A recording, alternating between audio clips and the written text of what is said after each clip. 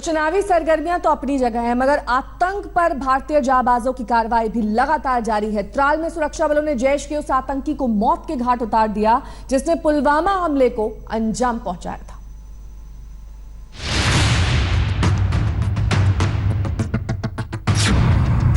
मारा गया वो आतंकी जिसने पुलवामा हमले की साजिश रची। मारा गया वो आतंकी जिसने पुलवामा हमले के लिए विस्फोटक जुटाए। मारा गया वो आतंकी जिसने इलाके की रेकी की थी। मारा गया पुलवामा हमले का मास्टरमाइंड मुदस्सिर खान।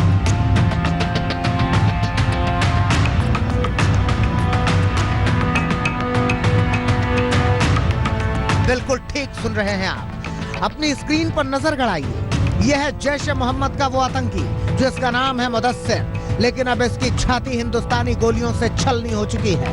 पुलवामा हमले का एक और बदला पूरा हुआ है।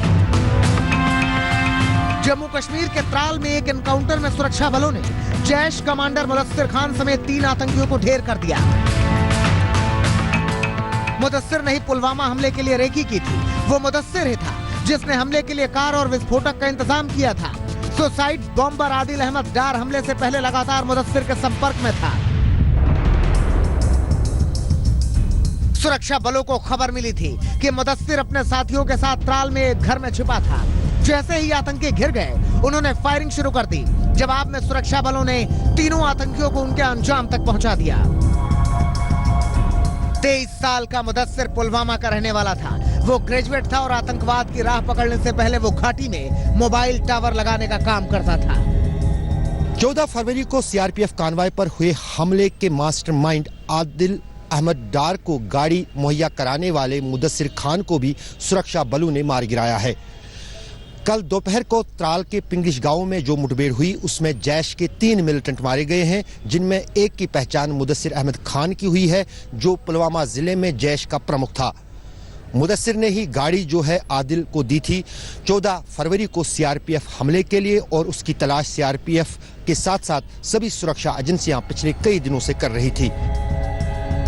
पुलवामा के अलावा मुदस्सिर फरवरी 2018 में सुजवा में आर्मी कैंप में हुए हमले में भी शामिल था। इस हमले में 6 जवान शहीद हुए थे। जनवरी 2018 में लखपोरा में सीआरपीएफ कैंप पर हुए हमले में भी मुदस्सिर का ही हाथ था। श्रीनगर से अशरफ वानी के साथ कमलजीत संधू, दिल्ली, आज तक। इस वक्त की बड़ी खबर आपको बता दें, फारूक अब्दुल्ला ने कहा है कि कश्मीर में विधानसभा चुनाव न कराने पर उन्होंने सरकार की मंशा पर सवाल उठाए हैं। उन्होंने कहा है कि आखिरकार क्यों लोकसभा चुनाव के साथ साथ जम्मू कश्मीर में विधानसभा चुनाव की तारीखों का ऐलान क्यों नहीं किया गया। कश्मीर में लोकसभा चुनाव हो रहे हैं तो विधानसभा चुनाव क्यों नहीं हो रहे। कश्मीर की सारी पार्टियां एक साथ चुनाव चाहती हैं। क्या कुछ उन्होंने कहा, सुनिए विस्तार से।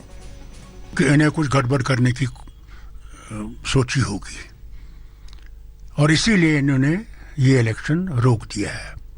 जब हजारों लोग इलेक्शन में शामिल हुए जिस तरह वो कहते हैं, और उस वक्त सारी सिक्योरिटी भी थी,